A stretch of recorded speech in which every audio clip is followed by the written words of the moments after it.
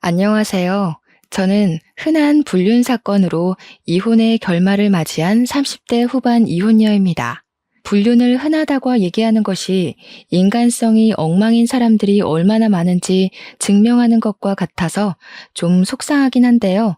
저 또한 인간성 불량한 남자를 제때 알아보지 못하고 결혼해 결국 그 흔한 길을 똑같이 걸었던 억울함을 호소해보고자 사연을 쓰게 되었어요.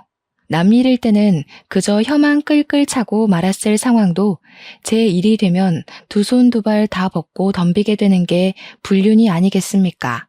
기본적으로 사람이라면 책임감은 부족할지언정 도덕성만큼 좀 취하고 있어야 하는 거 아닌가 싶네요.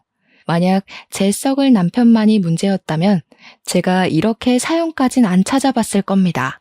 그냥 혼자 속상해하다 가끔 술 한잔하며 친구한테 털어놨을 거고 이러면서 상처를 잊어갔겠죠. 하지만 저는 남편뿐만 아니라 시댁까지 통째로 꽝이었기에 마냥 시간의 흐름에만 제 상처를 맡기는 것만으로는 개운하지가 않아서 동네방네 소문내러 왔습니다. 다른 사람들의 입을 타서라도 제 익명의 사연이 여기저기 떠돌았으면 좋겠어요. 그러니 제 사연 좀 들으시고 안주 삼아 주위 사람들에게 이 사람들 흉 좀 봐주셨으면 합니다. 저는 소위 좀 사는 집안에 시집을 갔습니다. 시댁에는 멀끔한 장남인 제 남편과 몸이 불편한 도련님이 있었어요. 당시 도련님 나이가 고등학생이었는데 도련님이 친구들이랑 스키 타러 갔다가 큰 사고를 당해서 다리를 못 쓰게 되었다고 했습니다. 그래서 학교를 다닐 수가 없었고 홈스쿨링을 시작했는데 제가 바로 그 홈스쿨링 선생님으로 들어가게 된 겁니다. 그런 비즈니스적인 인연을 시작으로 그 집안을 들락날락했어요. 그렇다 보니 그 집 가족들과 자연스레 안면을 틀 수밖에 없었죠. 당연히 거기서 그 집 장남인 제 남편과 눈이 맞은 거였는데요. 남편이 먼저 관심을 보여줘서 저도 얼마 안 가 흔들리게 되었고 그렇게 비밀리에 만나왔습니다. 시댁에서 저희 관계를 알렸던 시기는 남편이 제게 청혼을 했을 때였어요. 남편이 먼저 시댁에 당당히 허락을 받고 결혼 전제로 만나자고 제안을 했고 저 또한 남편과 결혼을 생각할 만큼의 마음이기도 했기에 흔쾌히 노력을 해보기로 했습니다. 제가 그날도 여느 때처럼 분위기 좋게 도련님 수업을 끝낸 날이었어요. 바로 퇴근을 하지 않고 남편과 함께 시부모를 모신 뒤 그 앞에 무릎을 꿇고 앉았습니다. 그리곤 남편이 먼저 입을 열어 저희가 결혼을 전제로 만난다는 사실을 밝혔어요. 그때 시부 반응도 안 좋았지만 제가 그날 처음으로 시모한테 귀싸대기를 맞은 날이기도 했습니다. 뭐라고? 애 공부나 가르치라 했더니 감히 귀한 내 아들내미를 꼬셔내? 네가 우리 막내 가르치는 것 때문에 선생 하면서 떠받들었던 거지. 내가 너를 며느리감으로 생각이나 한 줄 아니? 어디서 주제넘게 우리 집을 넘봐? 이런 시모의 행동이 제게 더 충격으로 다가왔던 건 시모가 평소 저에게 선생님, 우리 작은애 좀 잘 부탁해요 라며 선생 대접을 많이 해줬고 명절에는 보너스도 챙겨주는 좋은 학부모였기 때문입니다. 선량하기 그지없는 분이라고만 생각했지 이렇게 사나운 면모가 있을 거라곤 상상조차 못한 일이었기에 제게는 이 일이 너무 충격일 수밖에 없었습니다. 제가 부모님이 다 돌아가시고 대학생 동생 하나랑 같이 살고 있었는데 그걸 시모가 알아서 저더러 동생을 데리고 외식을 하라며 굳이 일부러 비싼 고기도 챙겨주셨어요. 비싸고 좋은 뮤지컬 티켓도 끊어주시며 제게 잘 해주셨던 사모님이었거든요. 아무래도 제가 그게 시모의 전부라고 착각했었나 봅니다. 사실 시모한테 저는 인품 좋고 실력 좋은 선생으로만 합격일 뿐 시모 기준 며느리 축에는 못 끼는 등급이었던 거예요. 남편과의 관계를 고백한 후부터는 제가 알던 착한 눈웃음을 가진 시모는 더 이상 없었고 정말 마녀라고 불러도 될 만한 매서운 사람이 제 눈앞에 남아 있었습니다. 근데 여기서 제가 좀 놀랐던 게 하나 더 있었는데요. 시모가 제게 손찌검을 했을 때 남편이 저 대신 시모한테 바락바락 대들면서 제 편을 들어줬거든요. 그 순간 남편이 하는 발언에 마치 못 들을 걸 들은 것처럼 자리가 더 가시방석이 돼버렸지 뭡니까. 진짜 엄마도 아니면서 작작하죠. 어디서 엄마도 아닌 게 엄마질하려고 설쳐대. 아빠가 좋다니까 그냥 참고 사는 거지. 나는 단 한 번도 그쪽을 엄마라고 생각한 적 없거든요. 한 번만 더 내 손 안에 일들 참견하면 가만 안 있을 겁니다. 시모가 남편의 친모가 아니라는 걸 저는 그 자리에서 처음 들었습니다. 그러니까 시부와 시모는 재혼 사이였던 거예요. 그렇다면 남편이 자식이 아닌 것처럼 도련님도 아마 시모의 자식이 아니지 않을까. 그땐 그렇게 생각했습니다. 어쨌든 그 자리에서 모욕적인 말을 들은 시모는 남편의 돌발 고백에 눈시울까지 붉어지며 눈에 힘을 주었는데 그 순간 남편의 귀싸대기는 시부가 날려줌으로써 상황이 더 극에 달하고 말았습니다. 건방진 녀석, 뱃다시기 키워준 엄마한테 지금 뭐라고 짓거리는 거냐? 엄마를 엄마로 인정 못하겠으면 내 집에서도 받아줄 가치가 없다. 그렇게 이 애비 선택이 못마땅하면 내 집에서 당장 나가.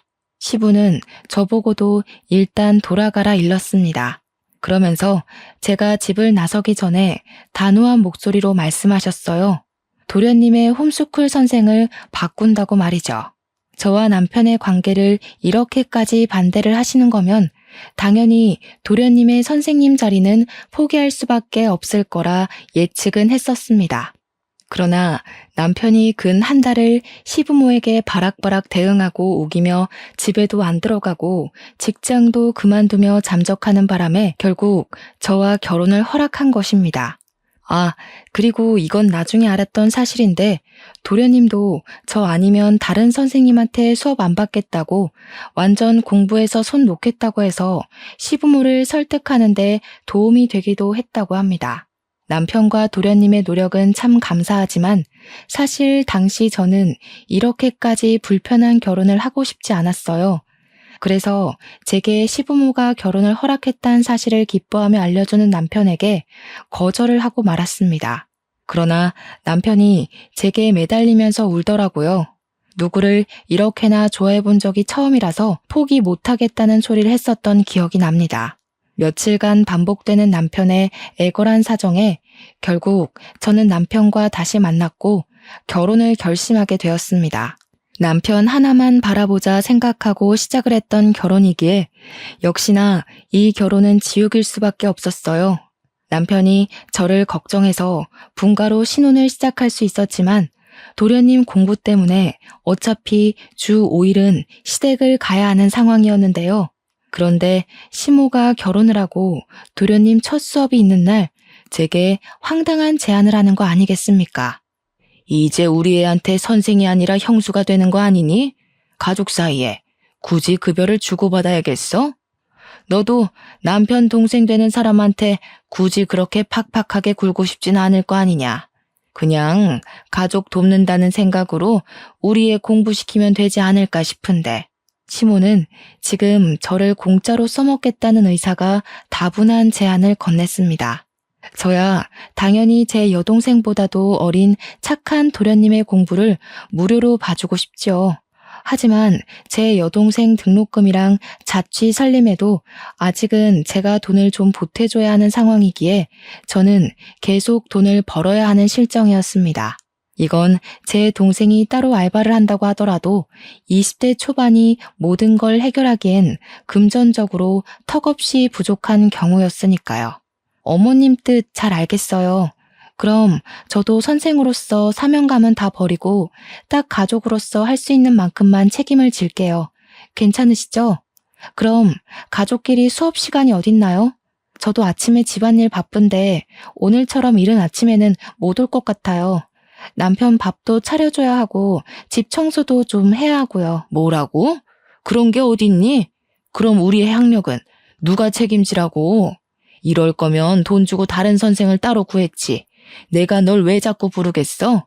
요즘 젊은 아가씨들이 자기 손에는 안 보려고 한다더니 너도 지금 시애미한테 반항하는 거냐?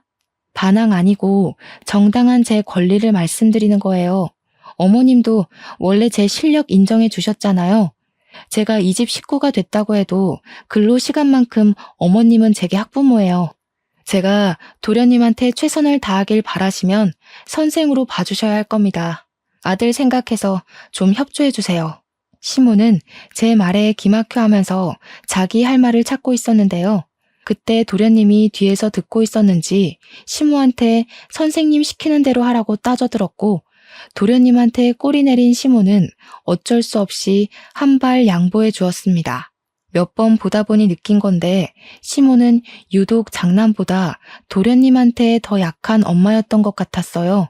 남편이 시모를 곱게 대하지 않아서 시모도 남편한테 한 번씩 욱할 때가 있었는데, 그와 반대로 도련님이 시모한테 사춘기랍시고 나쁜 말을 하면 그건 시모가 그냥 다 져주고 넘어가는 경우를 덜어 봤거든요. 이 집안 사람들이 하도 비밀도 많고 사생활 들추는 걸 싫어해서 저도 딱히 궁금해하지 않았던 탓에 몰랐었는데, 제가 도련님과 시모의 관계를 은근슬쩍 남편한테 물은 적이 있었거든요. 남편이 말하길 꺼려하면서 어렵게 알려준 사실은 오래간만에 또 저를 놀라게 했습니다. 시부 아들은 남편만이 그렇고 도련님은 시모의 친자라고 하더군요. 자기 친자이기 때문에 시모가 도련님한테는 그렇게 길을 펴지 않았다는 사실이 뒤늦게 이해됐었습니다. 어쨌든 시모가 제게 간섭이 조금이라도 날라올 것 같으면 도련님이 휠체어를 타고 귀신같이 나타나 시모를 막아내 주더라고요. 덕분에 공부 시간만큼은 시모를 안 볼 수 있어 마음이 편했습니다. 그리고 시댁에는 도련님의 재활을 도와주는 도우미가 2시간 정도 일을 하다 가는데요. 그 재활 도우미는 제가 시댁의 선생으로 고용되기 전부터 일을 하고 계신 분이었어요. 저만큼이나 젊은 여자더라고요. 참 선하게 생겼고 근무 시간 내내 성실하다고 생각했는데, 희한하게도 도련님은 그 여자 손길을 좀 싫어하는 눈치였습니다. 한날은 저와 도련님 수업이 다 끝날 때쯤 도련님이 툴툴대면서 제게 어떤 말한 적이 있는데, 그 말이 뭔가 제게 의미심장한 기분을 일으켜주더군요.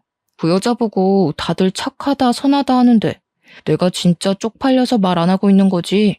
엄마는 내 말 들으면 쓰러질걸요? 나도 대학 가고 나 혼자 독립할 수 있을 때 터뜨리려고 참고 있는 중이에요. 지금은 미성년자라서 나 혼자 뭘 할 수 있는 게 없으니까 더러워도 버티는 거지.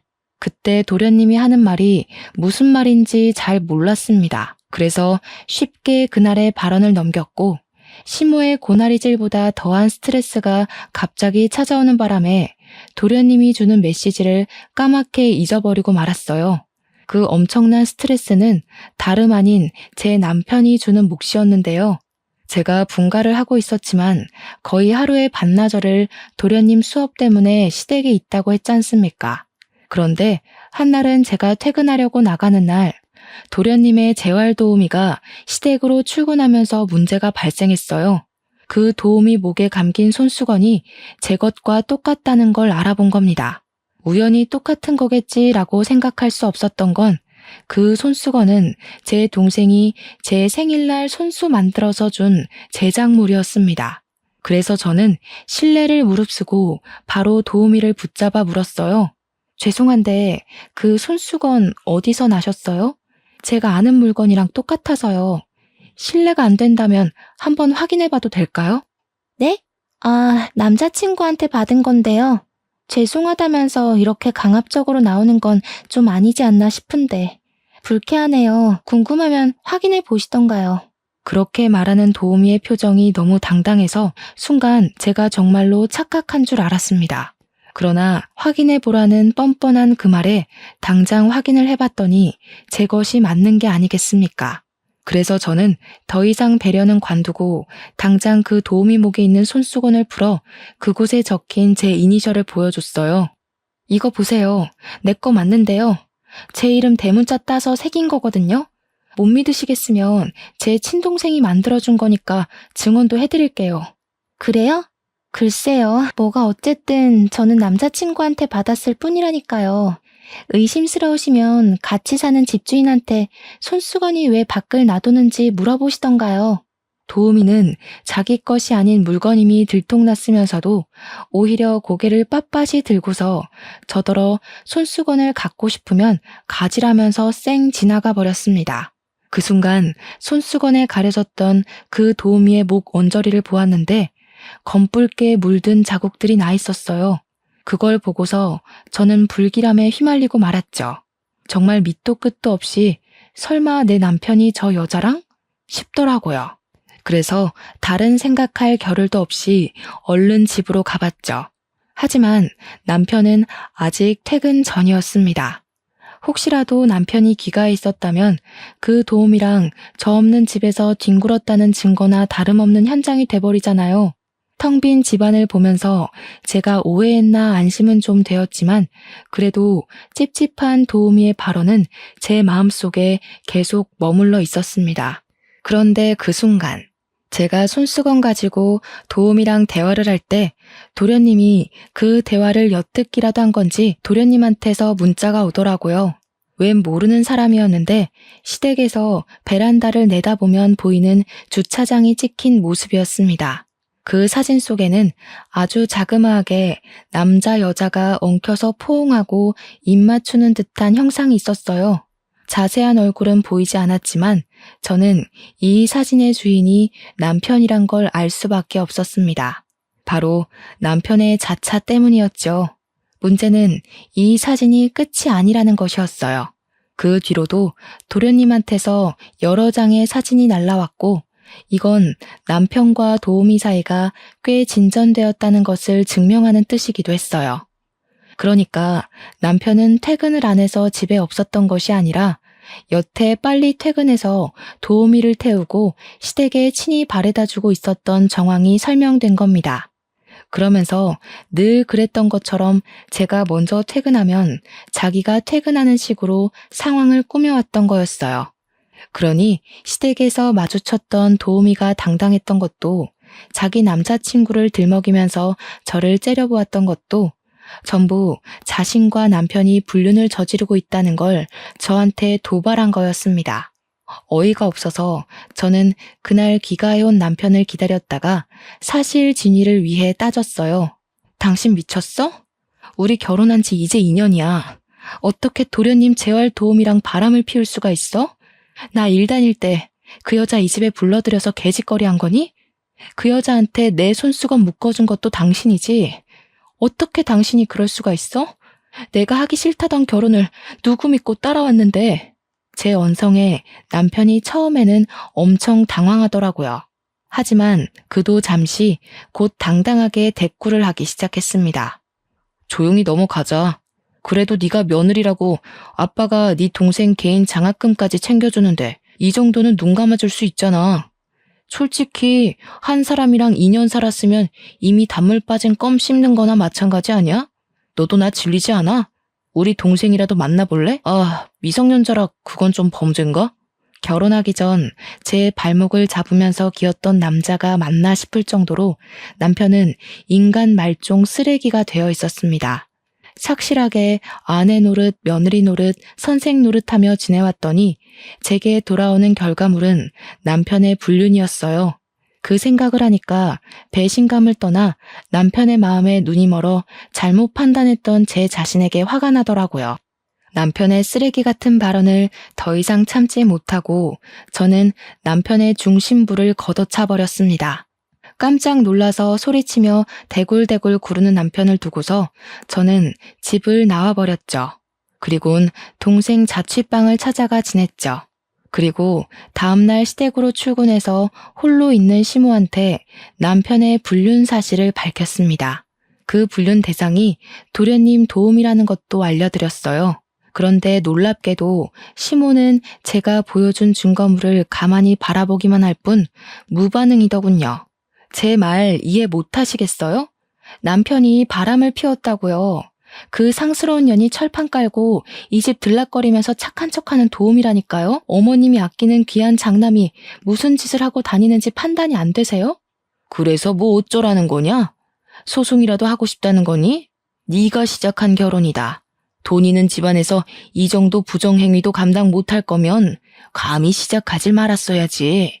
어머님, 불륜에는 합당한 조건 따위 없는 거예요. 돈 있다고 불륜이 당연한 옵션이면 어머님도 아버님이 불륜 저지르는 걸 가만히 두고 보실 수 있단 말씀이세요? 만약 이 사진 속 주인공이 남편이랑 도우미가 아니라 아버님이랑 도우미면 어머님께서 지금처럼 고고하게 콧방귀만 끼고 있을 수 있겠어요?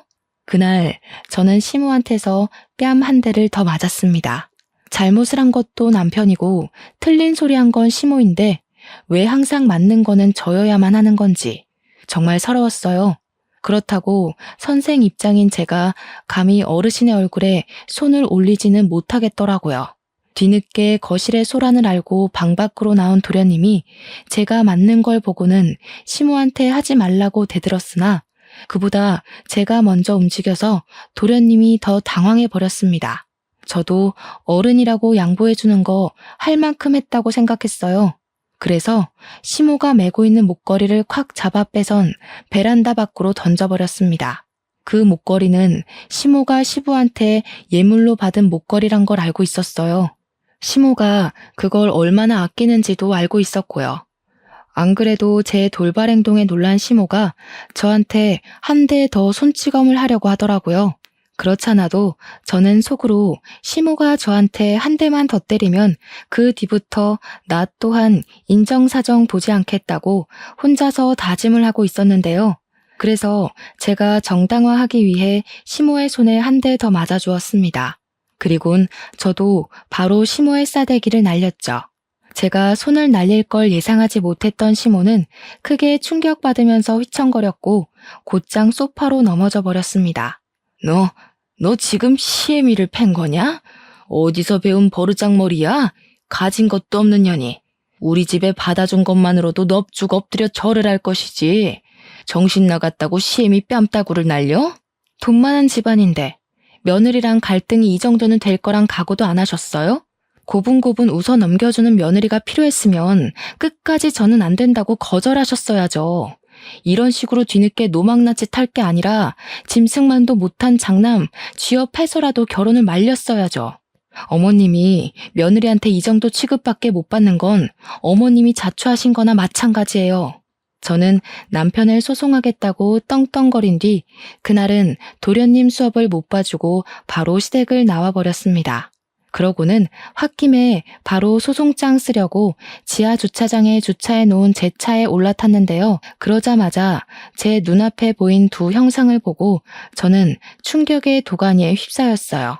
시부와 재활 도우미가 서로 꿀 떨어지게 바라보면서 몸을 맞대고 있는 거 아니겠습니까? 시부 차에서 내린 도우미는 충격적이게도 시부와 다정하게 팔짱을 낀 뒤 애정 행각을 벌이며 지하를 빠져나가기 시작했어요. 너무 놀랐지만 그걸 놓쳐선 안 됐기에 저는 서둘러 차에서 내렸고 영상 촬영을 하면서 둘을 미행했습니다. 둘은 엘리베이터가 아닌 비상구로 향했어요. 문이 닫히기 전 서둘러 문을 붙잡아 저도 몰래 따라 들어갔는데요. 도우미의 코맹맹이 소리와 시부의 짐승 같은 언사가 오가고 있는 거 아니겠어요? 소름 끼치게 충격이라서 저는 그걸 영상으로 찍으면서도 손이 덜덜 떨렸습니다. 끝까지 다 지켜보지 못한 저는 바로 다시 시댁을 올라갔어요. 집에 들어갔더니 도련님만 있고 시모는 없더라고요. 도련님한테 시모 행방을 물어보니까 시모가 좀 전에 목걸이를 찾으러 밖으로 나갔다더군요. 그래서 바로 베란다 밖을 내다봤더니 정말로 시모가 바닥을 빨빨 기면서 목걸이를 찾고 있었습니다. 제가 어머님 하고 부르니까 시모가 위를 올려다보곤 저를 발견하자마자 토라진 얼굴로 모른 채 했어요. 그리고 그 순간이었습니다. 지상 주차 공간에서 누가 저리 속력을 냈는지 모르겠는데 적정 속력을 어긴 차 한 대 때문에 시모가 사고를 당하고 말았지 뭡니까. 그걸 코앞에서 본 저는 깜짝 놀라 비명을 질렀고 얼른 119 불렀습니다. 시모를 따라 병원까지 도착한 뒤에야 저는 남편이랑 시부한테 연락을 했어요. 처음에는 둘 다 안 받다가 제가 문자로 시모가 교통사고 당했다고 하니까 둘 다 불같이 연락이 오더라고요. 더 웃긴 건 시부는 도우미랑 같이 왔다는 겁니다. 낯짝 정말 두껍다 싶어서 저는 시모의 수술 기다리는 동안 도우미 앞을 막아섰어요. 뻔뻔하게 착한 표정을 만들어내서 시모 수술 경과를 기다리고 있는 꼴이 우스워 보기 힘들었거든요. 속셈이 뭐예요? 뭐 돈 많은 남자 하나 꿰어서 천한 신분 승급시키기라도 하고 싶었던 거예요? 어쩜 이렇게 가리는 것 없이 막 뛰어들었을까? 그쪽이 똑똑했다면 이렇게 금방 들통날 짓거리는 안 했을 텐데. 요즘 재활 도우미들은 다 이렇게 대가리가 꽃받친 건가요? 뭐요? 이 여자가 왜 이래? 이봐요, 사모님. 뭘 오해하고 계신 것 같은데 저 지금 사모님이 하는 말 하나도 못 알아듣겠거든요? 지금 큰 사모님 사고 난 게 제 탓이라도 된다는 거예요? 사고 얘기한 거 아닌데?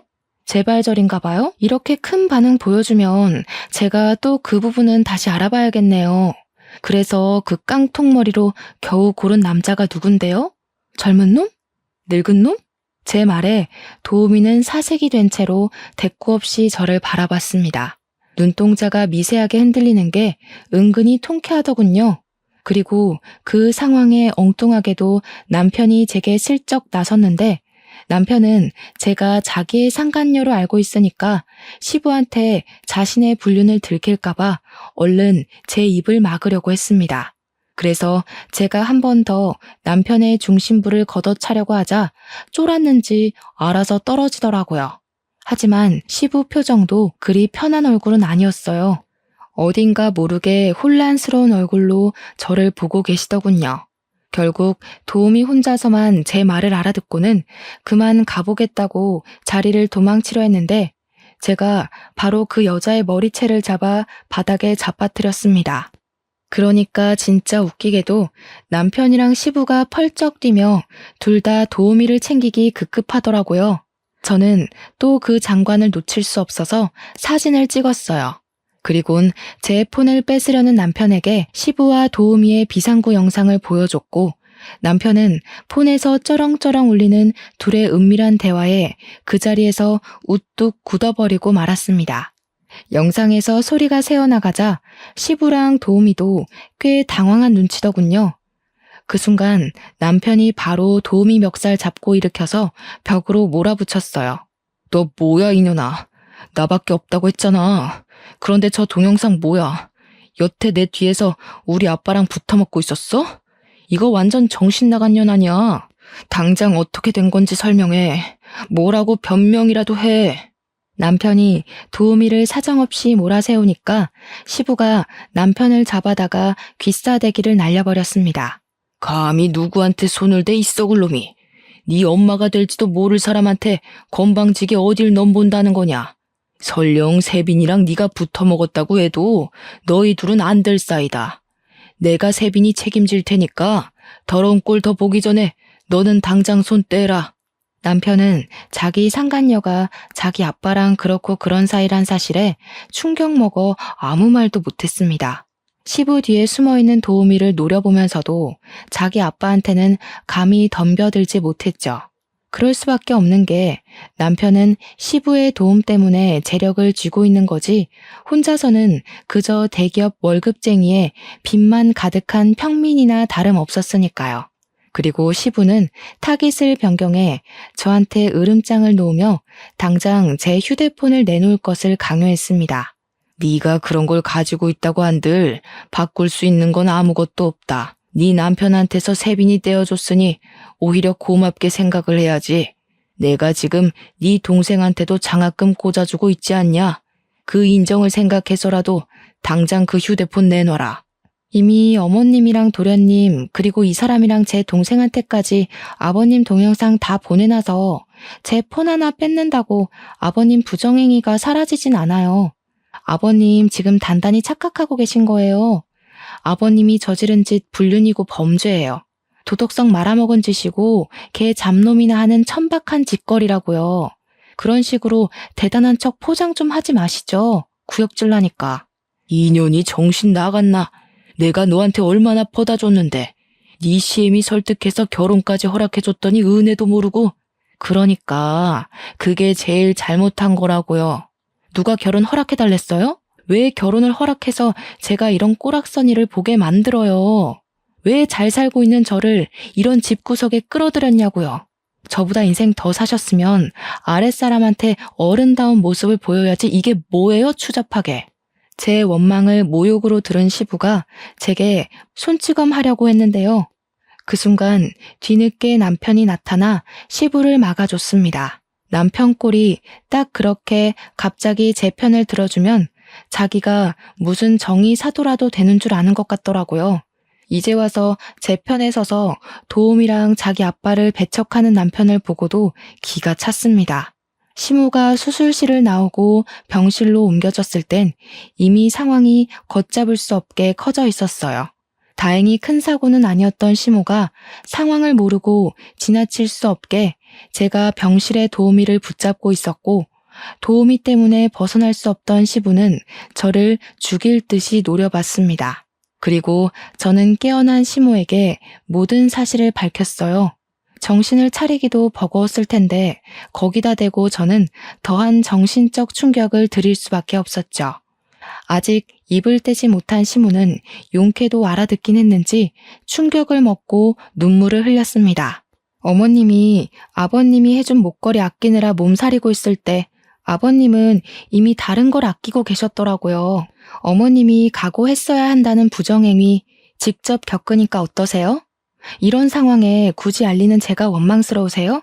어머님 이렇게 만든 것도 제가 볼 땐 저 사람들 짓 같거든요. 시모는 한동안 더 말을 잃고 있었습니다. 일부러 말을 안 하고 있는 거였더라고요. 시부랑 남편이 막 변명을 한다고 시끄럽게 병실에서 목소리를 높이고 있는데 시모가 갑자기 휴대폰을 찾더니 출장 변호사를 불렀습니다. 변호사까지 부른 상황에서 더는 시부랑 도우미가 도망치는 건 무용지물이었어요. 시모는 자신의 교통사고 경위까지 알아보기 위해 개인 변호사에게 부탁을 할 생각이더군요.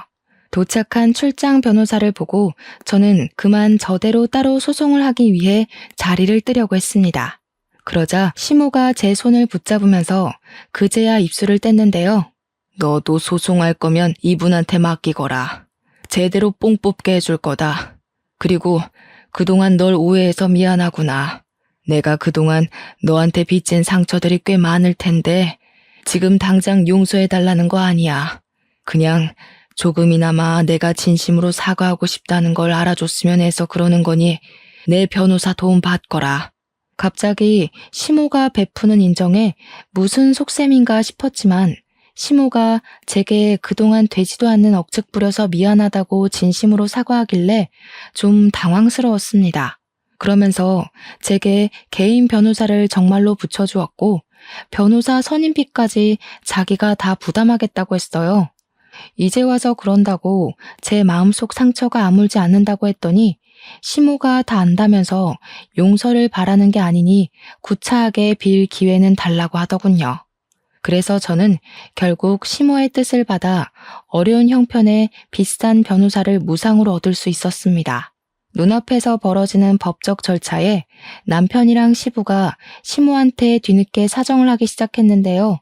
알고 보니 시부랑 남편이 사치 부릴 수 있었던 것도 전부 시모의 재력 때문이었더라고요. 넉넉한 집안이었던 것도 온전히 시모의 형편이었지 남편이랑 시부는 평범한 경제력의 가정이었다고 합니다. 시부가 불륜녀를 꿰어낸 것처럼 시모도 그만 시부의 뱀 같은 유혹에 넘어가 버린 피해자였던 거예요. 시모가 시부를 만나기 전 남편이랑 사별을 했는데 그 전 남편의 친구가 시부라고 했어요. 정말 부정하게도 시모가 사별을 하자마자 시부가 시모를 눈독 들여서 마음을 다 내줄 것처럼 위로하고 잘해줬다고 합니다. 그러니까 시부는 어떻게 보면 불륜이 상습인 셈인 거였어요. 그리고 제 남편 말인데요.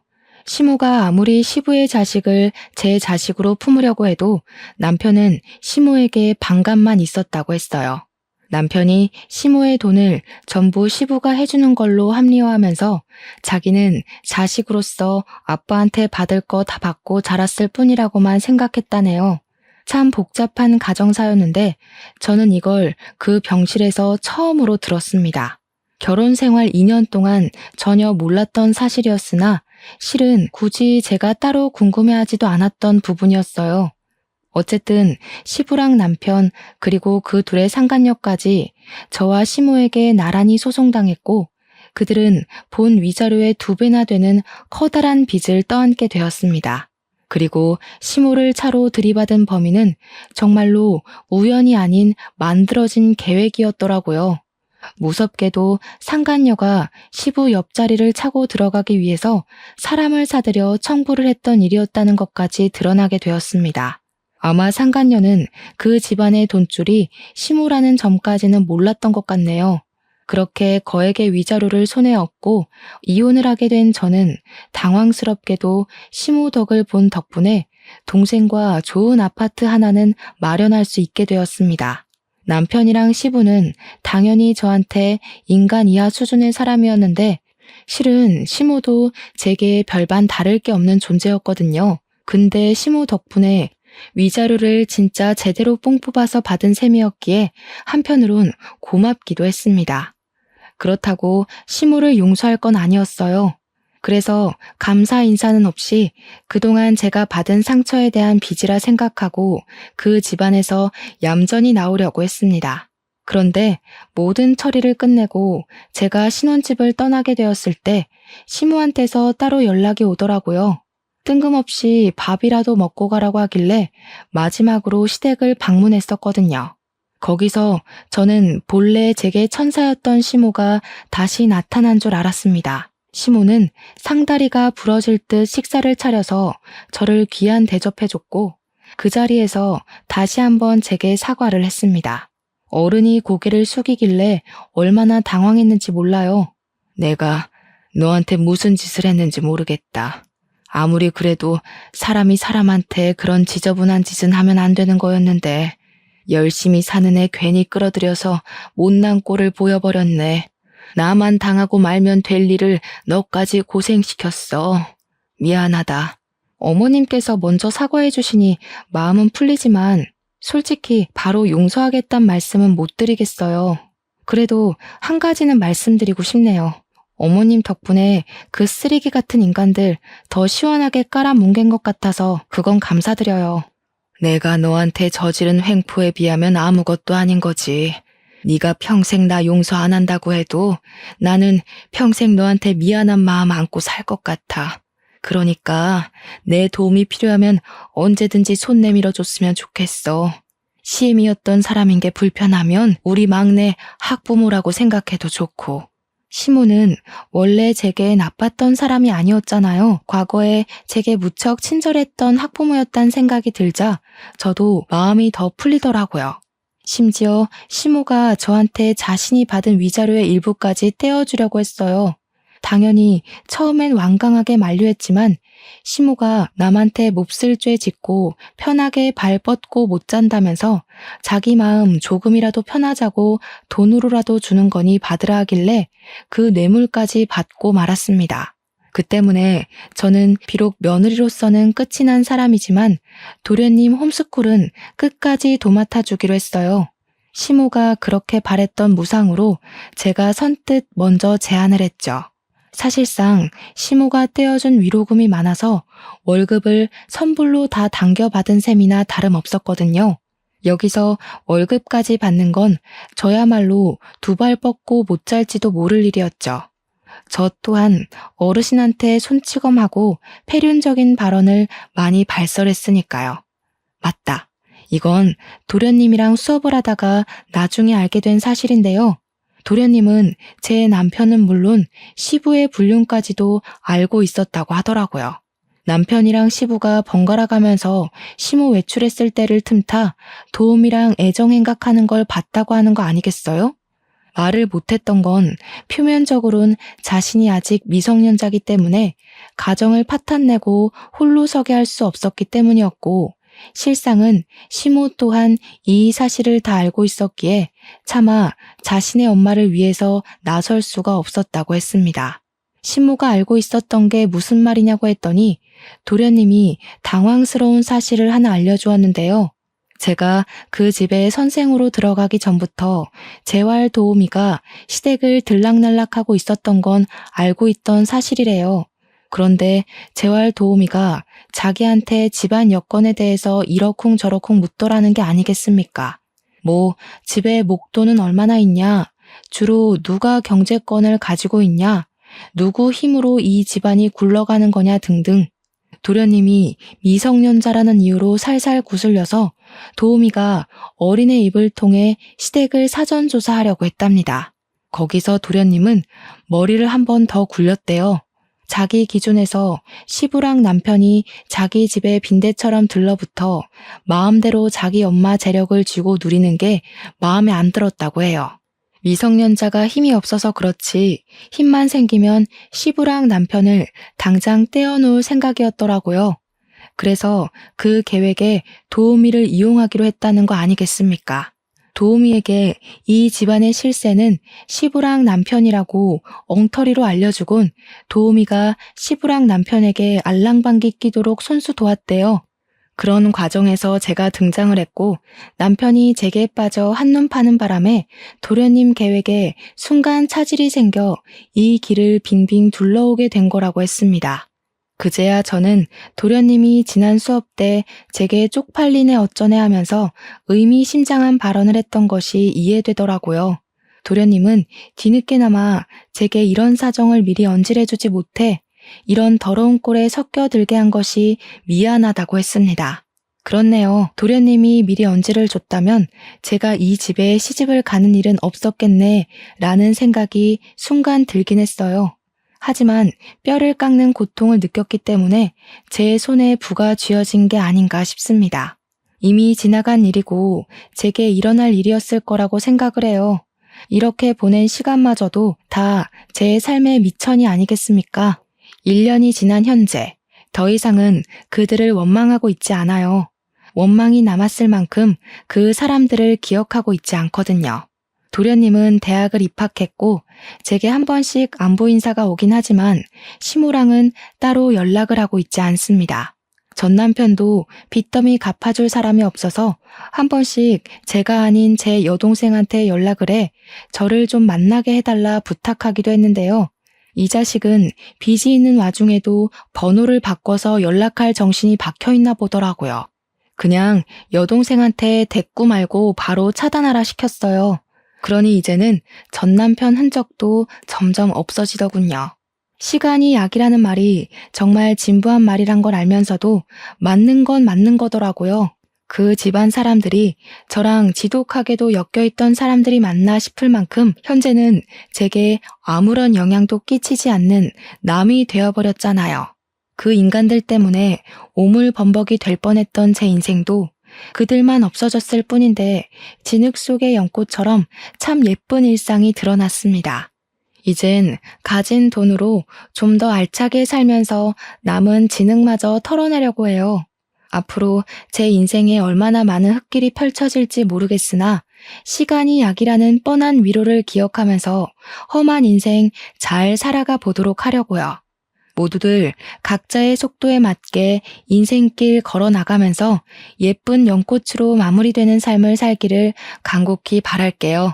그럼 지금까지 이혼녀의 속사정 들어주셔서 너무 감사드립니다.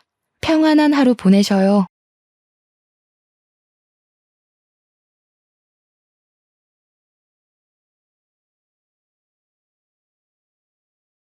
안녕하세요.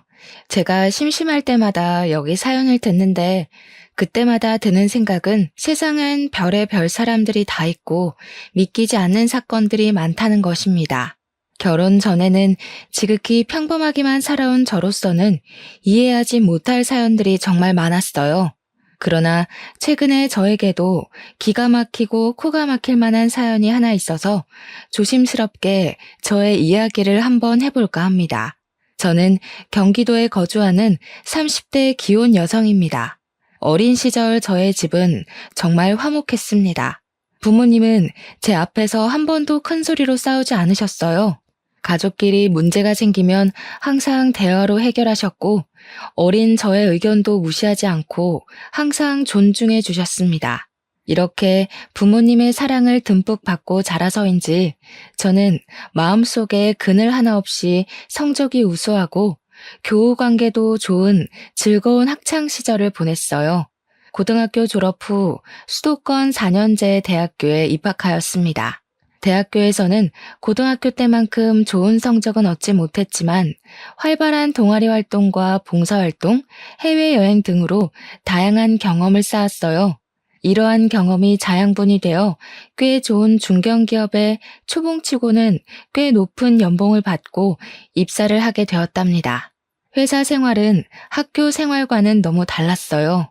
저는 제가 긍정적이고 뭐든 잘할 수 있는 사람이라고 생각했는데 생각보다 저는 너무 작고 여린 사람이더군요.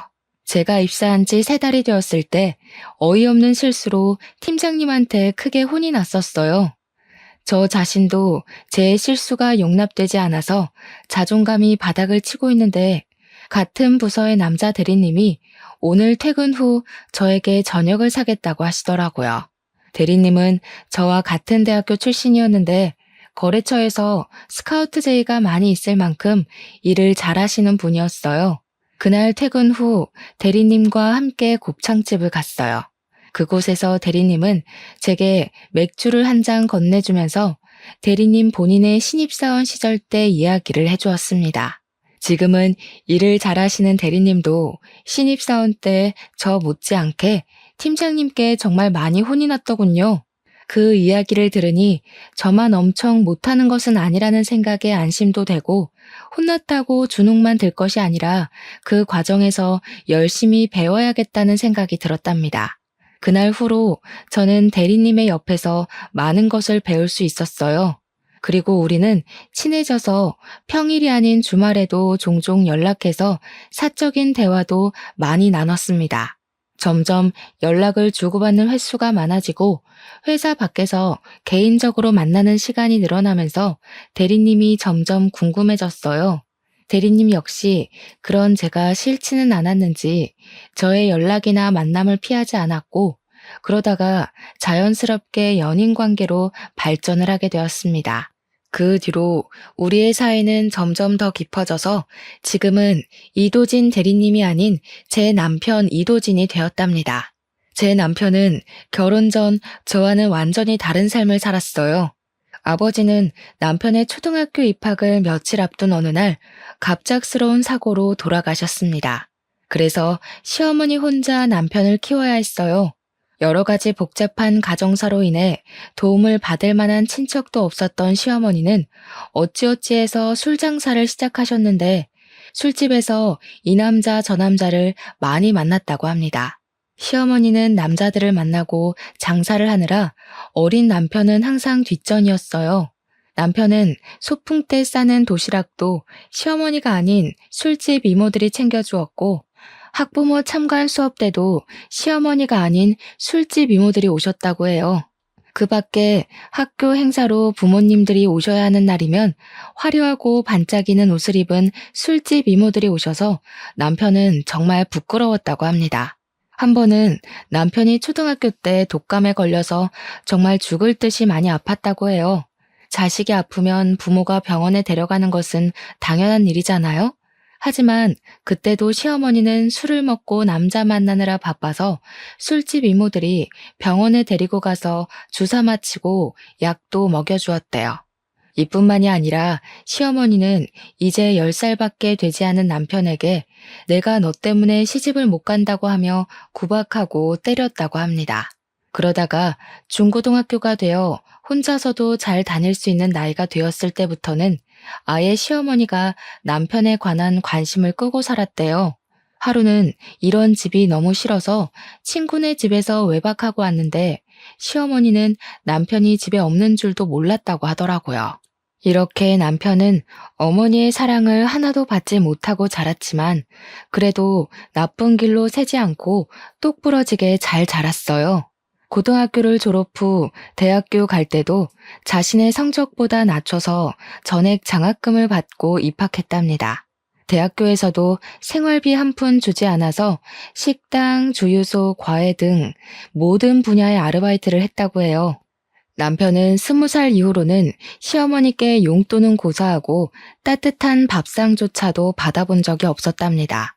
그렇게 자라서 그런지 남편은 시어머니에 대한 정이 하나도 없어요. 남편과 어머니는 서로 연락도 잘하지 않고 남남처럼 지냈습니다. 그래서 저는 남들이 흔히 말하는 시부모로 인한 스트레스는 모르고 살았어요. 그저 저와 남편 둘이서만 아주 행복한 신혼생활을 보냈죠.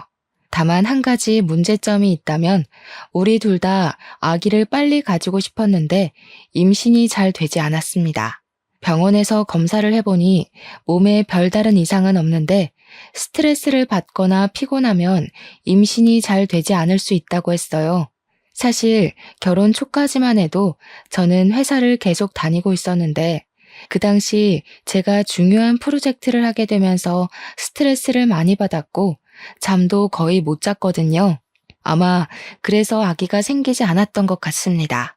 저와 남편은 많은 대화 끝에 지금은 일보다는 아기를 만드는 것이 더 급선무라는 생각이 들어 저는 프로젝트가 맞춰지는 대로 회사를 퇴사하겠다는 의사를 밝혔어요. 다행히 복지가 좋은 회사라 그런지 사람이 바로 구해져서 2주일 동안 인수인계 후 회사를 관둘 수가 있었습니다. 그 뒤로는 필라테스를 하며 건강한 몸을 만들기 위해 노력하며 살았어요. 저와 남편이 아기를 기다리며 지내던 어느 날이었어요. 회사를 다녀온 남편이 시어머니가 새로운 남자분을 만나 결혼을 한다는 것입니다. 두 분 다 나이 들어서 하는 재혼이니 정식으로 결혼식을 하지는 않고 그냥 친척과 가족, 가까운 지인들만 모여서 식사만 한다고 하셨습니다. 솔직히 저는 이런 시어머니의 행동이 이해가 가지 않았어요. 아무리 나이 들고 하는 재혼이라고 해도 가족들에게 소개도 하지 않고 결혼을 한다고 통보를 하는 것이 좀 그렇더라고요. 이런 부분에 대해 남편에게 이야기했더니 남편은 원래 어머니랑 거의 대화를 하지 않고 살았다면서 그냥 원래 이렇게 남남처럼 살아왔으니 이해해달라고 했습니다. 저는 내심 제게 시아버지라는 존재가 생긴 것에 대해 기대가 되었어요. 흔히들 며느리 사랑은 시아버지라고 하잖아요. 제 주변에 시아버지의 사랑을 듬뿍 받는 친구들이 꽤 있었거든요. 그리고 어릴 때 제가 엄마한테 크게 혼이 났을 때마다 저를 달래주고 엄마는 절대 허락하지 않은 불량식품을 사주셨던 분이 바로 아빠이셨어요. 저는 이런 우리 아빠의 모습을 생각하며 시아버지가 생긴 것이 뭔가 제 편이 생긴 것처럼 정말 좋았답니다. 처음에는요. 시간이 흘러 시아버지를 처음 뵙기로 약속한 날이 되었어요.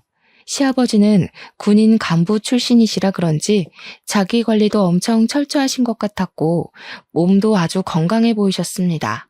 저와 남편은 시아버지가 조금 딱딱하기는 해도 시어머니가 혼자 계시는 것보다 함께 계시는 것이 좋을 것으로 생각했습니다.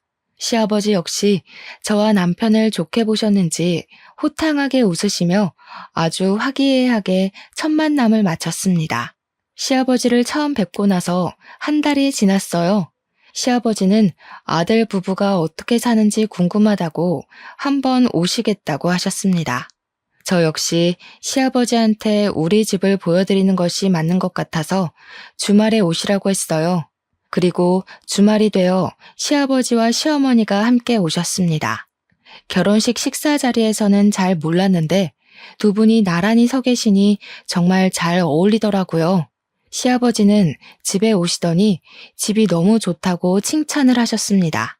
사실 이 집은 결혼하기 전에 제 아빠가 로또에 당첨이 돼서 그 당첨금으로 장만해줬던 집이었어요. 남편과 결혼할 당시 신혼집을 구해야 하는데 저희가 가진 자금으로 마음에 쏙 드는 집을 구할 수가 없었습니다. 시어머니는 절대 지원을 해주지 않겠다고 하시고 친정 부모님께 도움을 받으려면 받을 수도 있었지만 저희는 우리의 힘으로 시작을 해보고 싶었어요. 그래서 그냥 제가 살던 집을 리모델링하고 이곳에서 신혼을 시작했죠. 지금 이 집이 회사 친정과도 가깝고 대형마트, 병원은 물론 각종 편의시설도 다 주변에 있어서 위치상으로는 최적이었거든요. 아파트가 구축인 것이 단점이라면 단점이지만 내부를 다 뜯어고치니 새집 같았습니다. 게다가 방은 3개나 되고 화장실도 2개나 있고 여름에는 시원하고 겨울에는 따뜻하답니다. 시아버지는 시어머니가 정기적으로 다니는 병원과도 가깝고 맡으며 뭐가 다 있다면서 너무 좋다고 칭찬을 계속하셨습니다. 저는 시아버지와 대화를 나누다가 점심시간이 되어 식사 준비를 했어요. 집에서 모든 실력을 다 발휘하고 싶었으나 사실 제가 요리를 잘하는 편은 아니라서 메인 요리만 제가 하고 밑반찬은 반찬 가게에서 주문해서 음식을 차렸습니다. 시아버지는 제 상을 보더니 며느리 밥상을 다 받아봐서 좋다면서 이거를 다 제가 준비한 거냐고 물으셨어요.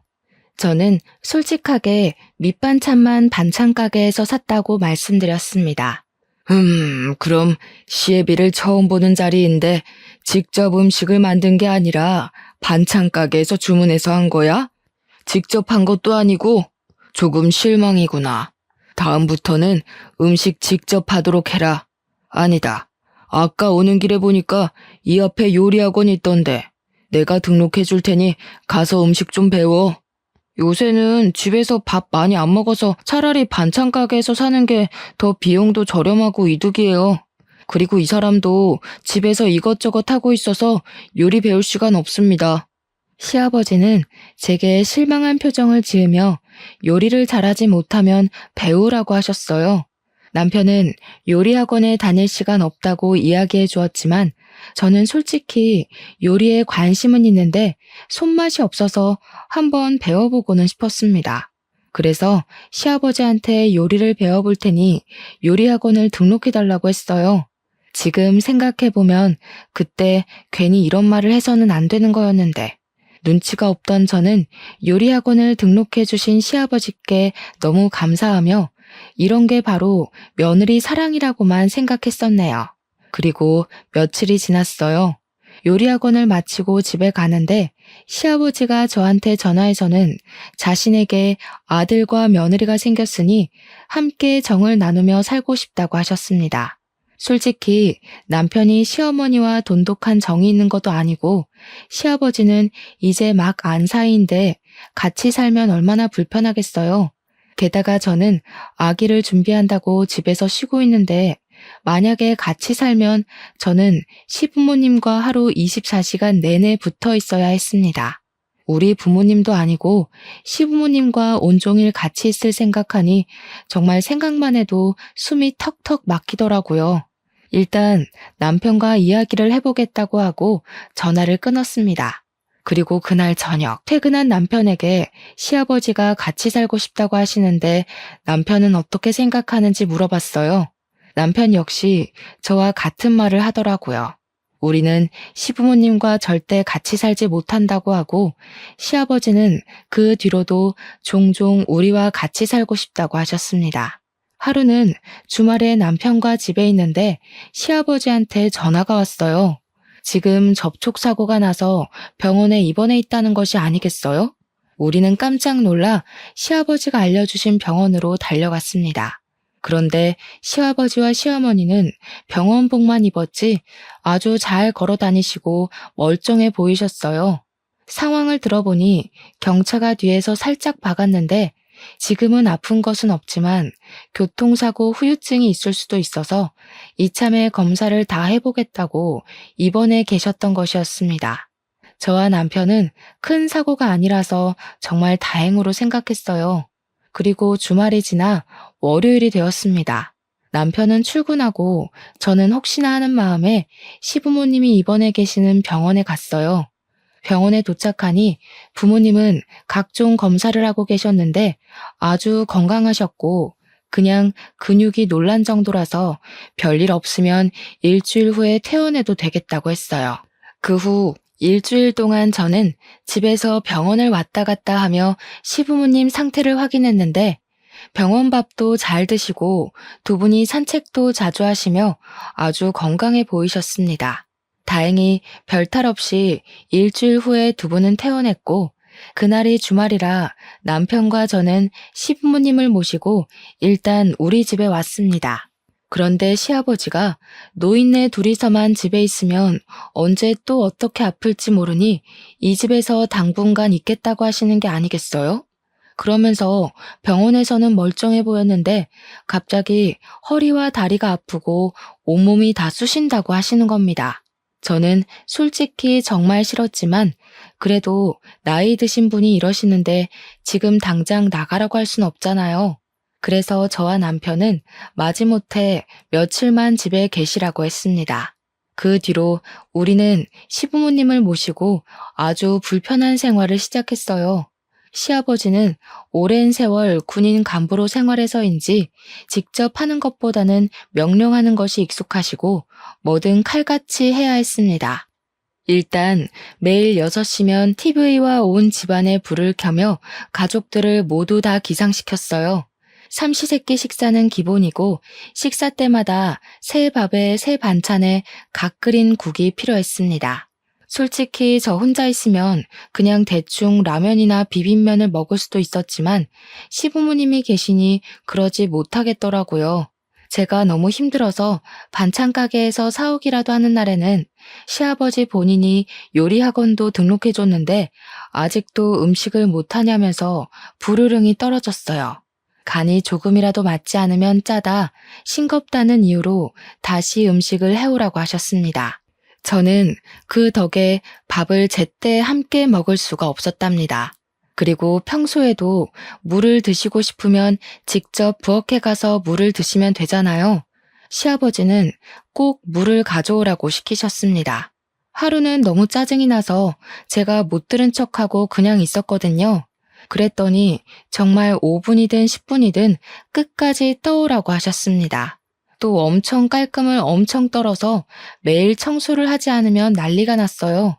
게다가 일주일에 한 번씩은 흰 장갑 끼고 냉장고 위나 서랍장 뒤를 훑으셨는데 그때 먼지가 나오면 잔소리 폭탄이 떨어졌습니다.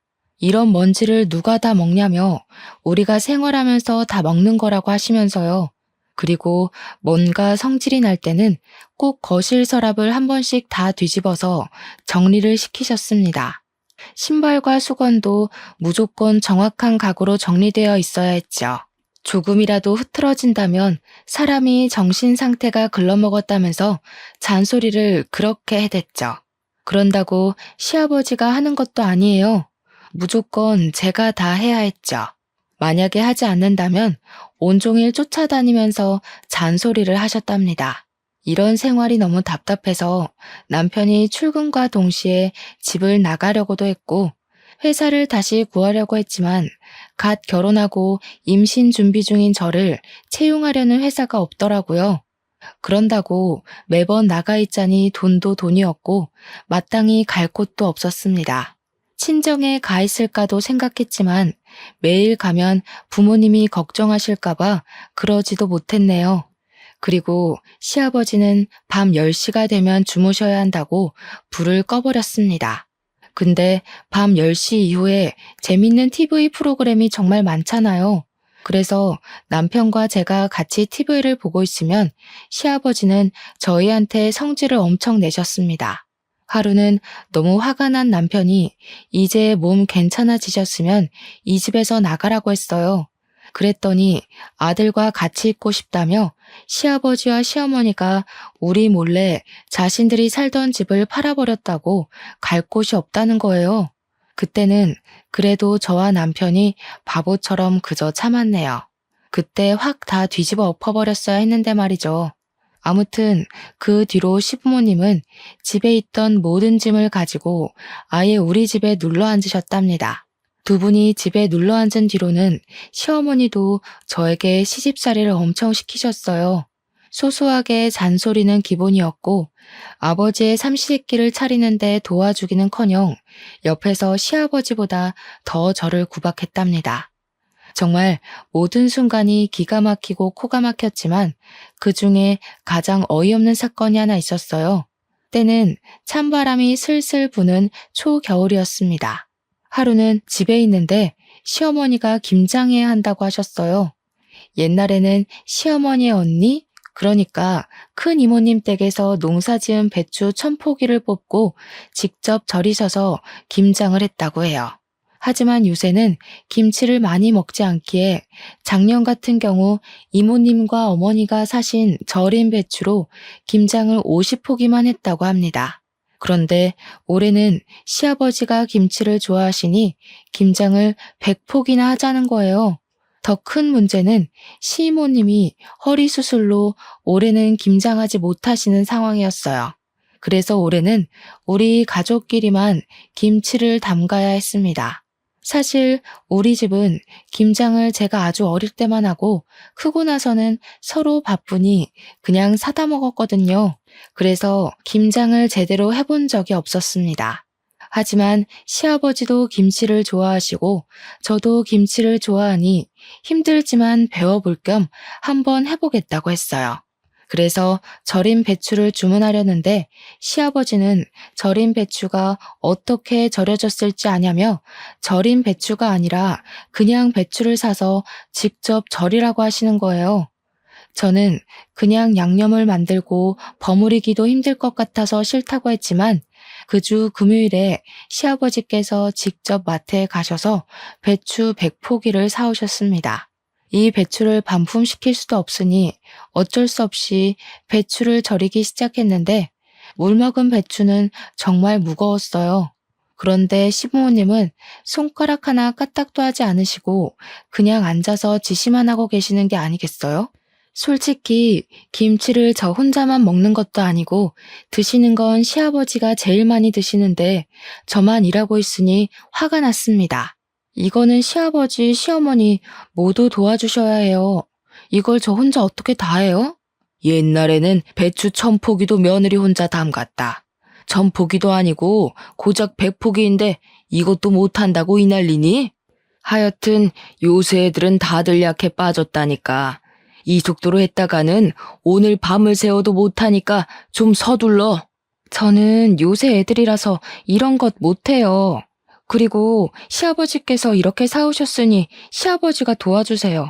안 그러면 저도 손 하나 까딱하지 않을 거예요. 너는 아버지한테 이게 무슨 말버릇이니? 말 똑바로 못해? 저렇게 싹수가 노래서야 원. 시부모님이 저한테 빨리 제대로 하지 못한다고 구박하는데 남편이 퇴근하고 집에 들어왔습니다. 남편은 배추가 거실에 쌓여 있는 것을 보고 이게 다 뭐냐고 했어요. 저는 남편에게 제가 배추를 절이고 있는 이 상황에 대해 다 이야기했습니다. 지금 다들 제정신이세요? 이 100포기를 어떻게 여자 혼자 다 해요? 사람 알아 눕는 꼴 보고 싶어요? 지금 네 와이프라고 편드냐? 옛날엔 여자 혼자 1000포기도 다 했어. 옛날 사람들 다 했어도 엄마는 그런 얘기 하면 안 되지 않나? 솔직히 엄마는 김치 제대로 담근 적 없잖아. 시이모가 다 했지. 아니야? 엄마가 언제 1000포기나 했다고 그래? 시어머니는 남편의 말에 아무 말도 하지 못하고 당황해서 가만히 있었습니다. 알고 보니 이전에 시이모님과 둘이서 1000포기를 김장했다고 말씀하시던 모든 것이 다 거짓이었더라고요. 어쨌든 배추를 이미 사왔으니 이거 다 해야 해. 버릴 수는 없잖아. 그럼 다 같이 모여서 해요. 아, 진짜 이게 지금 무슨 난리야? 오늘 이거 다 못하면 아버지도 잠 주무실 생각하지 마세요. 도대체 뭐 하는 짓이에요, 이게? 그리고 내일도 다 같이 새벽에 일어나서 배추 씻고 하는 거예요. 아시겠어요?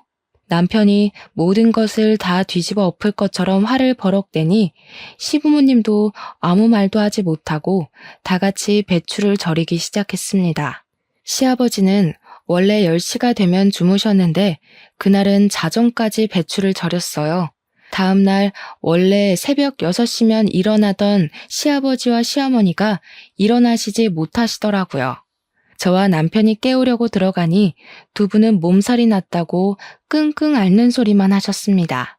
절대 일어나지 않으시길래 불을 켜고 일어나실 때까지 기다렸어요. 아침 9시가 되자 그제야 시부모님이 나오셨습니다. 뭐야? 너희끼리 먼저 시작했어야지. 아직도 안 했어? 우리는 잘 먹지도 않는 김치 저 사람이 먹는다는 이유로 지금 이렇게 하는데 굳이 우리가 먼저 시작해야 해? 당연히 먹을 사람이 해야지. 아니야? 너 지금 설마 나 들으라고 하는 소리냐? 당연한 거 아닌가요? 아, 빨리 시작해요. 지금 누구 때문에 이 괴고생을 하는데. 남편의 닥달에 시아버지는 전날 소금물에 절인 배추를 온종일 씻어냈고 저와 시어머니는 부엌에서 김치 양념을 만들었습니다. 절인 배추에 양념을 버무려야 하는 다음 날에도 시부모님이 늦게 일어나시길래 우리는 일부러 일어나실 때까지 기다렸다가 시작했어요. 시부모님이 3일 연속 김장을 하니 몸살이 제대로 나서 아예 일어나지 못하셨습니다. 처음에는 화만 내던 남편이었지만 그래도 부모님이라고 월요일에 반차를 쓰고 시부모님을 데리고 병원에 다녀왔네요. 혼돈의 김장 사건이 지나고 시간이 흘러 12월 마지막 날이 되었습니다. 원래는 10시만 되면 주무시던 시아버지가 새해맞이 카운트다운을 봐야 한다며 잠을 주무시지 않더라고요. 시어머니는 그런 시아버지에게 술상을 차려드렸는데 시아버지는 술에 취해서 결국 자정이 되기 전에 거실에서 잠이 드셨습니다. 시아버지를 깨워도 일어나지 못하시길래 어쩔 수 없이 거실에 두고 우리는 우리 방에 들어가서 잠을 잤어요. 그러다가 새벽이 되었습니다. 뭔가 이상해서 눈을 떠보니 시아버지가 비틀거리며 우리 방에 들어와서 남편 옆에 눕는 것이 아니겠어요? 저는 깜짝 놀라 남편을 깨웠습니다. 남편도 옆에 누운 시아버지를 보고 깜짝 놀라 소리 지르며 불을 켰어요. 아버지, 지금 이게 뭐 하는 짓이에요? 잠결에 모르고 여기 왔다. 이게 그렇게 화낼 일이야? 성인 부부의 침실에 이렇게 함부로 막 들어오시면 어떡해요? 당장 나가요, 나가. 우리 방에서 큰 소리가 나자 시어머니도 주무시다 깨셔서 오셨어요. 시어머니는 상황을 보시고는 사람이 살다가 보면 그럴 수도 있지, 이거 가지고 그렇게 성질을 내냐며 화를 내셨습니다. 어머니, 솔직히 혈연관계도 아닌 시아버지가 이 새벽에 부부 침실에 막 들어오시는 게 말이 돼요? 아무리 잠결에 술김이라고 해도 그렇지 너무 불쾌해요. 뭐? 불쾌? 너 말 다 했어? 그게 시애비한테 할 소리야? 당연한 거 아니에요? 시아버지가 잠자는 방에 들어오는데 좋아할 며느리가 세상 천지에 어딨어요. 이제 조심 좀 해주세요. 이게 지금 보자 하니까 내가 그렇게 웃음냐? 도대체 왜 내 말을 듣지 않는 거야? 남편은 시아버지께 당장 이 방에서 나가라고 큰 소리를 쳤습니다. 그날 저는 너무 놀란 마음에 잠을 한숨도 자지 못했어요. 하지만 다음 날도 어김없이 시부는 6시에 나를 깨워서 밥을 달라고 했고 저는 피곤한 몸을 이끌고 나와 어쩔 수 없이 떡국을 끓여야만 했습니다. 그러다가 결혼 후 처음으로 맞이하는 명절이 되었어요. 저는 시어머니께서 알려주신 대로 과일과 간단한 음식 몇 가지만 올라간 간소한 차례상을 차렸습니다. 그런데 시아버지가 무슨 차례상이 이렇게 간소하냐며 새로 장을 봐서 오셨어요. 그러면서 음식을 이것저것 시키시더라고요. 시아버지가 시키신 음식을 다 하려면 지금부터 밤을 새워도 시간이 부족한 상황이었어요.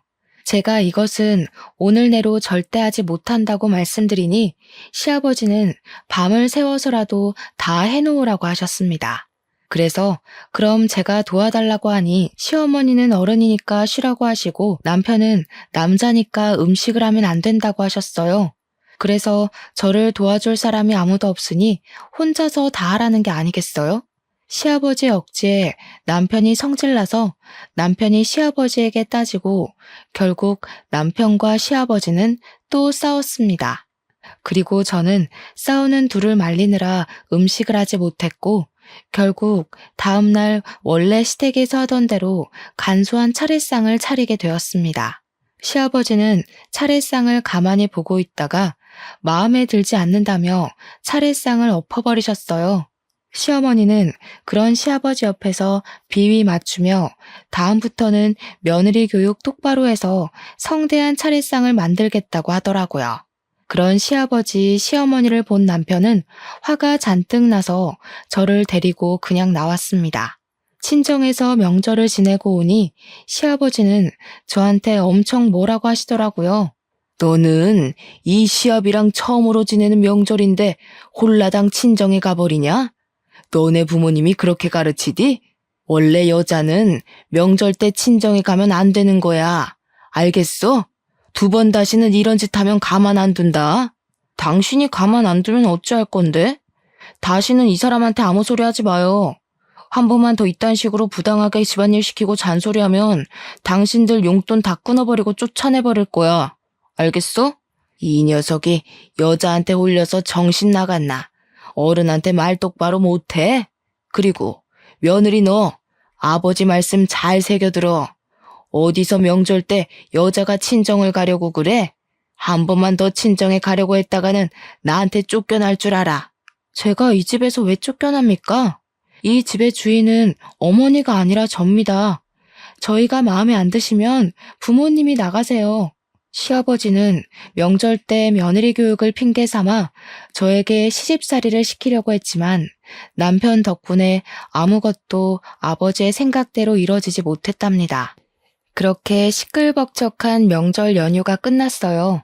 그런데 시아버지가 웬일로 새벽 6시에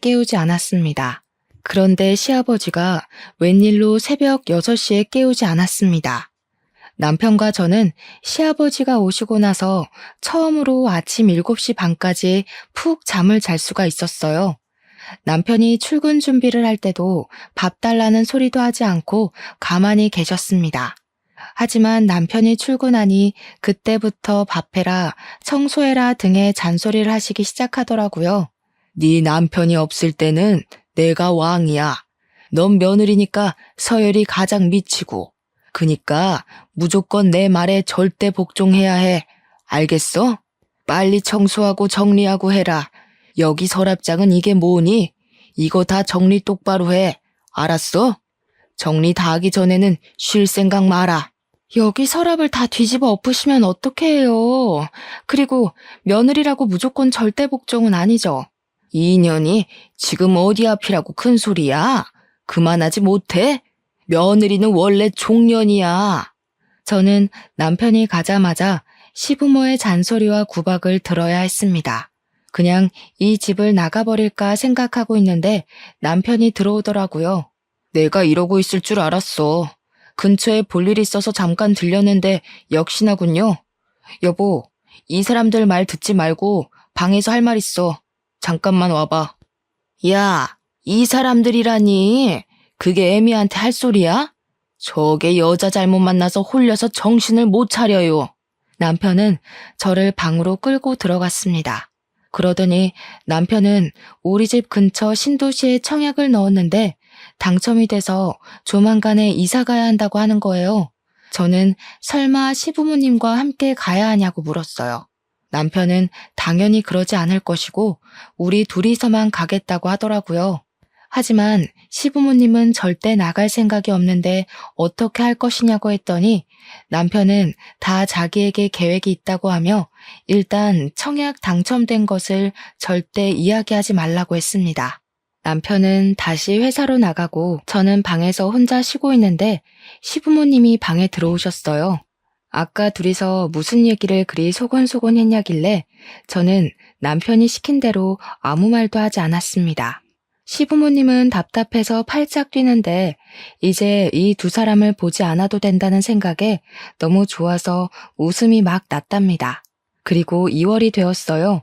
2월에는 시아버지의 생신이 있었답니다. 남편은 시아버지의 생신을 맞이해서 모든 가족을 한자리에 모았어요. 결혼하고 처음으로 맞이하는 아버지 생신이니 선물을 하나 준비했어요. 타이완으로 5박 6일 패키지 여행을 예약하려고 해요. 저는 회사에 나가야 해서 우리는 한국에 있을 테니 2분만 신혼여행이라 생각하시고 다녀오세요. 그래도 우리 결혼하고 첫 생일인데 며느리 생일상은 받아봐야 하지 않겠니? 그니까 내 생일은 지나고 날짜 정해라. 무슨 생일상 안 받으면 난리 나세요? 그놈의 밥 타령은? 이놈아, 한국인은 밥심으로 살아. 그리고 엄연히 첫 생일인데 당연히 며느리 손으로 직접 끓인 미역국이 있는 생일상을 받아야 하지 않겠니? 나는 생일에 구절판, 갈비찜, 잡채는 꼭 있어야 한다. 알겠지? 결국 여행 날짜는 시아버지의 생신 이후로 잡았습니다. 시아버지의 생신날 마음 같아서는 미역국만 달랑 해드리고 싶었으나 남편이 그래도 첫 생일이니 해드리라고 하며 저에게 고생이 많다고 현금 100만 원을 주었어요. 저는 그런 남편의 마음이 참 고마웠습니다. 그리고 생신날 새벽부터 일어나서 구절판 갈비찜 잡채에 미역국을 했어요. 솔직히 이 정도도 진수성찬이라고 생각했는데 시아버지는 자기가 말한 것만 딱 차렸다며 뭐라고 하셨습니다. 저는 새벽부터 일어나서 준비했는데 제 노력은 알아주지도 않고 오히려 부족하다고 타박하니 정말 기분이 좋지 않았어요. 그래도 시아버지의 생신인 좋은 날인데 그런 날을 망치고 싶지 않아서 그냥 꾹 참았네요. 그리고 일주일이 지났습니다. 이날은 시부모님의 여행날이었고 시부모님은 아주 신이 나셔서 공항으로 떠났습니다. 우리는 두 분이 떠나자마자 바로 포장이사를 불러 그 집을 떠나 청약 당첨된 신도시로 이사를 가버렸답니다. 그리고 원래 살던 집에는 새로운 주인이 왔어요. 며칠 동안 이삿짐을 정리하며 정신없이 보냈습니다. 그리고 시간이 흘러 시부모님이 여행을 마치고 돌아오기로 한 날 저와 남편이 함께 집에 있는데 시아버지한테 전화가 왔어요. 야, 지금 너네 이게 뭐 하는 짓이야? 우리 여행을 보내고 집을 팔아버려? 죄송하지만 이제는 그쪽하고는 더는 같이 못 살겠네요. 솔직히 제가 그쪽의 진짜 며느리는 아니잖아요. 그리고 집이 무슨 군대도 아니고 군대처럼 하나하나 다 명령하고 지시하고 간섭하고 너무 힘들었다고요. 그런다고 어른들을 여행 보내놓고 감히 니들끼리 이사를 가? 너네 지금 어디야? 당장 못 와? 제가 오죽하면 이러겠어요, 오죽하면. 정말 답답해서 살 수가 없어요. 저는 이제 죽었다 깨어나도 두 분 못 모시고 살아요. 시아버지와 시어머니는 당장 오라고 소리를 고래고래 지르면서 난리가 났습니다. 그 소리를 들은 남편이 제 전화를 빼앗아갔어요. 더는 못 참아요. 엄마는 저 어릴 때부터 그놈의 남자의 술에 빠져서 날 쳐다보지도 않고 나이 먹고 결혼한 사람은 자기가 왕이라도 되는 양 이래라 저래라 간섭하면서 제멋대로 행동하고 그게 지금 어른들한테 할 소리야? 내가 너 그렇게 가르쳤어? 이게 여우 같은 년한테 홀려서는 전현 저거 나중엔 내 아들 간 빼먹는 거 아닌지 몰라? 말 가려서 해. 그리고 엄마가 날 언제 가르치기나 했어? 남자한테 빠져서 이 남자 저 남자 만나느라 바빴잖아. 그쪽들 짐은 이삿짐 센터에 맡겨놨으니까 알아서 찾아가세요. 이제 전화 끊습니다. 남편은 전화 그렇게 끊어버리고 시아버지 시어머니 번호를 차단해버렸습니다. 그리고 다음 날, 그날은 토요일이었어요. 남편이 잠깐 마트에 가고 집에 저 혼자 있는데 누가 문을 3개 두드리더라고요. 보니까 시부모님이 어떻게 알고 우리 집에 오신 거예요. 시아버지는 여기에서 사는 거 다 안다며 나오라고 소리를 치셨는데 하도 시끄럽게 하셔서 어쩔 수 없이 일단 문을 열었습니다. 문을 열자마자 시부모님이 집에 막 들어오시더라고요. 야, 너네는 어른에 대한 공경 예의 따위는 몰라? 어떻게 사람들이 그래? 아버님이야말로 너무하신 거 아니에요? 막말로 늦은 나이에 아들과 며느리를 얻었으면 어른답게 행동을 하셔야죠. 하나하나 간섭하고 따지고 제대로 하지 못하면 구박하고 그저 받기만을 원하시고 저는 그런 분을 제 아버지로 못 모시겠어요. 이 인연이 말하는 꼬락선이 좀 봐. 뚫린 입이라고 막 뺐네. 이게 지금 네 시아버지한테 할 소리니? 뭘 잘했다고 큰 소리야? 솔직히 이분이 정말 제 시아버지세요? 아니잖아요. 그저 어머니의 남편일 뿐이지 제 시아버지는 아니라고요. 그리고 어머니도 너무하세요. 그동안 제가 시아버지한테 구박당하고 매일 집안일 할 동안 어머니는 뭐 하셨어요? 옆에서 그저 시부 말 잘 들어라, 며느리는 이래야 한다. 그러는 어머니는 며느리 시절 때 그렇게 하셨나요? 내가 시부모님과 한창 싸우고 있는데 남편이 마트에서 돌아왔습니다. 남편은 집에 계신 시부모님을 보고 깜짝 놀라며 이 집은 어떻게 하셨냐고 물었습니다. 썩을 놈, 어떻게 어른들을 그렇게 내쫓을 생각을 해? 당연히 아들이면 모시고 살아야지. 나는 뭐 핏줄도 아니니 그렇다 치고 네 엄마는 잘 모셔야 하지 않겠어? 널 그래도 이 정도로 키워놨는데 말이야. 저는 솔직히 말해서 엄마 손에서 크지 않았어요. 저는 술집 이모들 손에 컸지 엄마의 도움, 보살핌 한 번 받은 적 없다고요. 제가 아팠을 때 병원에 데려간 사람도 엄마가 아니라 술집 이모들이었어요. 오히려 맨날 엄마는 어린 저한테 너 때문에 새로 시집 못 간다고 구박하고 이유 없이 때렸다고요. 그런 엄마를 내가 지금 꼭 모셔야 해요? 난 못해. 다들 이 집에서 나가요. 엄마가 죽든 말든 난 신경을 안 쓸 테니까 다시는 찾아오지 마요. 한 번만 더 오면 그대로 해외로 떠버릴 테니까 그렇게 하세요. 남편은 자신이 그동안 속에 있던 말을 다 쏟아내고 시아버지, 시어머니를 그 집에서 쫓아내버렸습니다.